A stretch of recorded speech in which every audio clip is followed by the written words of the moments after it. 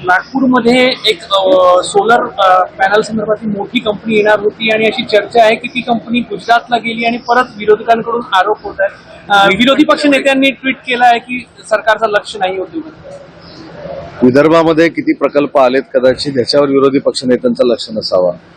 गडचिरोली असेल, नागपूर असेल, अमरावती असेल, पूर्ण विदर्भामध्ये, पूर्व विदर्भ आणि पश्चिम विदर्भामध्ये अनेक प्रकल्प आणण्यामध्ये आम्ही यशस्वी झालेलो आहोत आणि कुठच्या सूत्रांनी त्यांना माहिती दिली मला माहित नाही। अजून उद्योग मंत्री म्हणून मला ही माहिती नाही, कुठेही याची नोंद देखील नाही। त्याच्यामुळे मी प्रधान सचिवांना याची सगळी माहिती कलेक्ट करण्याच्या सूचना दिलेल्या आहेत, परंतु सध्या तरी असं कुठेही झालेलं नाही। परंतु मला असं वाटतं की विदर्भातनंच काल एक बातमी अशी पब्लिश झाली की आमचं सरकार आल्यानंतर आम्ही मुख्यमंत्री माझी लाडकी बहीण योजना ही आम्ही बंद करू आणि याच्यावर सारवासारव करण्यासाठी मग कुठचं डिपार्टमेंट टार्गेट करायचं, ते उद्योग विभाग टार्गेट करायचं। कालच देशातल्या पहिल्या सेमीकंडक्टरच्या प्रकल्पाचं उद्घाटन मुख्यमंत्री आणि दोन्ही उपमुख्यमंत्र्यांनी नवी मुंबईला केलं। त्याच्यामध्ये भारतरत्न सचिन तेंडुलकर देखील उपस्थित होते, अनिल काकोडकर देखील उपस्थित होते। मला असं वाटतं या सगळ्या फेक न्यूज आहेत, फेक नरेटिव्ह सेट करण्याचा हा प्रयत्न आहे आणि म्हणून मला असं वाटतं की विदर्भातनंच नागपूरमधनं काल जी एक बातमी पब्लिश झाली आमच्या सगळ्या लाडक्या बहिणींच्या बाबतीत, जी काँग्रेसचं सरकार जर आमचं आलं तर आम्ही ती बंद करणार आहोत अशा बाबतीतची न्यूज आली, त्याच्यावर सारवासारव करण्यासाठी कदाचित हे विरोधी पक्ष नेत्यांनी ट्विट केलेलं असावं, असं कुठेही नाही। उलट पूर्वी 2.5 वर्षापूर्वी हा महाराष्ट्र किती नंबरला परकीय गुंतवणुकीमध्ये होता हे आपल्या सगळ्यांना माहिती आहे आणि आता महाराष्ट्र बाकी सगळ्या राज्यांना कोसो मैल मागं टाकून फॉरेन डायरेक्ट इन्व्हेस्टमेंटमध्ये नंबर 1 आहे आणि मला असं वाटतं की तो नंबर 1च राहील। जे काही बेताल वक्तव्य होत आहे भाजप आणि शिंदे गटाकडून त्या विरोधात अजितदादा गट केंद्रात तक्रार करणाऱ्या वरिष्ठ मंत्र्यांना माहिती। अजितदादांच्या बैठकीमध्ये किंवा राष्ट्रवादी काँग्रेस पक्षामध्ये काय ठरलं हे काही मला माहिती असणं आवश्यक आहे असं मला वाटत नाही, परंतु जे कोण करत असतील त्यांनी देखील संयम ठेवला पाहिजे, कारण शेवटी आपल्याला महायुती म्हणून निवडणुकीला सामोरं जायचं आहे आणि आपल्या वक्तव्यामुळे आपली मतं कमी होणार नाही याची दक्षता प्रत्येक पक्षाच्या, घटक पक्षाच्या, मित्र पक्षाच्या सगळ्याच पदाधिकाऱ्यांनी, कार्यकर्त्यांनी घेणं आवश्यक आहे। तुमच्याच पक्षाचे संजय गायकवाड आहेत, ज्यांच्या वक्तव्यावरून हा सर्व वाद सगळ्याच पक्षाचं म्हटलं ना, जर आमचा पक्ष म्हणाला म्हणजे जी छाटून टाका आले तर गाडून टाकील मी त्याच्यावरच सांगितलं।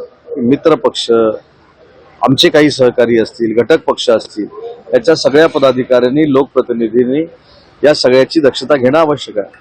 150 पेक्षा जास्त जागा भाजप लढणार अशी चर्चा सध्या राजकीय वर्तुळात आहे, त्यामुळे मित्र पक्षांना किती मिळतील काय वाटतं?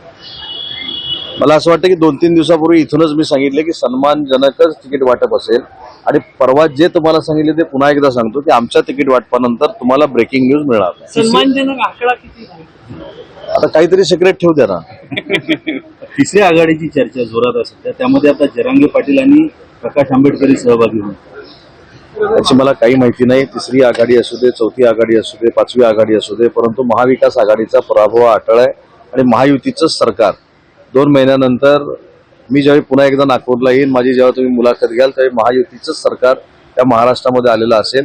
त्याच्यामुळे प्रत्येकाला लोकशाहीमध्ये स्वतःचा पक्ष निवडण्याची स्वतंत्र आहे, तिसरी आघाडी करण्याची स्वतंत्र आहे। शेवटी त्यांचे प्रश्न आहेत, त्यांनी काय करावं काय न करावं हा लोकशाहीतला त्यांचा अधिकार आहे। महाविकास आघाडीमध्ये महिला मुख्यमंत्र्यांच्या नावांची चर्चा मोठ्या प्रमाणात होत आहे आणि तुम्ही म्हणता तुमची सत्ता महायुतीची सत्ता आहे। 15 दिवसापूर्वी तुमच्याच माध्यमातून शरद पवार साहेबांचं वक्तव्य आम्ही एक बघितलं आणि ऐकलं। त्याच्यामध्ये ते असं म्हणाले होते की संख्याबळ आल्याशिवाय मुख्यमंत्री ठरवणं योग्य नाही। दुसरं ते असं म्हणाले होते की नवीन चेहरा देखील असू शकतो।